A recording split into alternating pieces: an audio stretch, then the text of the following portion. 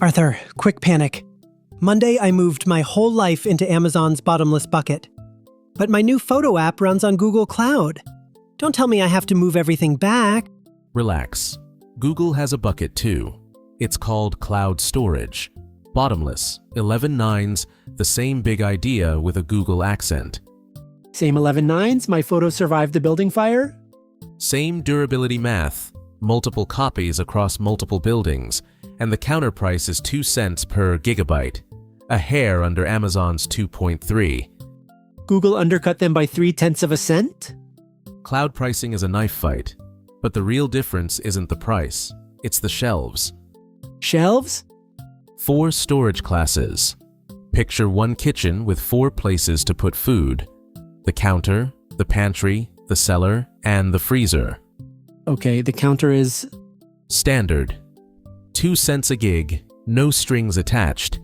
Anything your app touches daily lives here. Photos, thumbnails, the works. The pantry? Nearline.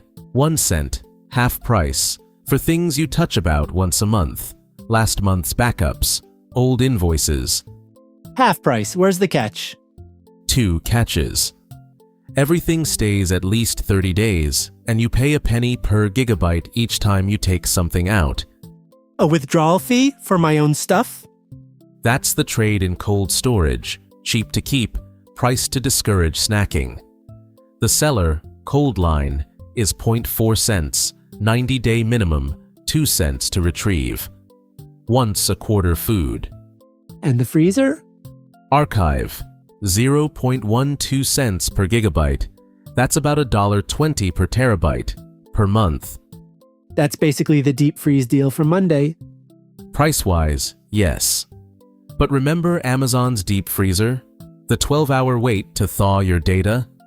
The basement freezer, half a day for a lasagna?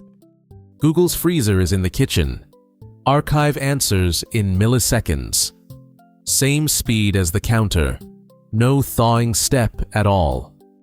Hold on, it's 16 times cheaper than the counter and just as fast? Just as fast to reach. The commitment is the catch. 1 year minimum stay and 5 cents a gigabyte on the way out. So the freezer door opens instantly, but every trip costs real money? Exactly. Store the old wedding videos there. Don't stream them from it every weekend. Quick aside. If a stick figure explaining freezer economics is helping, subscribe. Wednesdays are Google Cloud Day, and this catalog compounds. He does that every episode, and it keeps being true.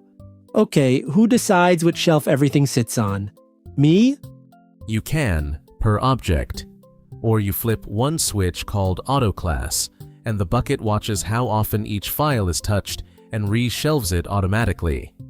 The bucket reorganizes my kitchen while I sleep? Notice the pattern. Last Wednesday, Google's compute discounts itself. Today, Google's storage reshelves itself. They love automatic. It's the same personality as their EC2! One more trick. A bucket can live in 2 regions at once. 1 bucket, 2 cities, same name. A whole region goes dark. Your data answers from the other.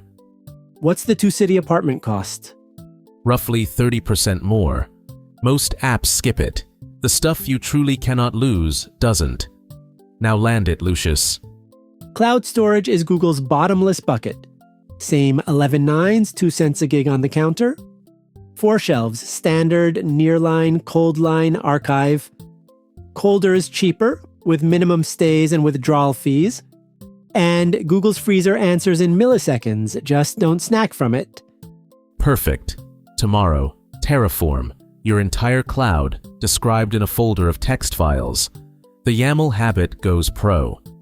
My kitchen has never been this organized. See you tomorrow.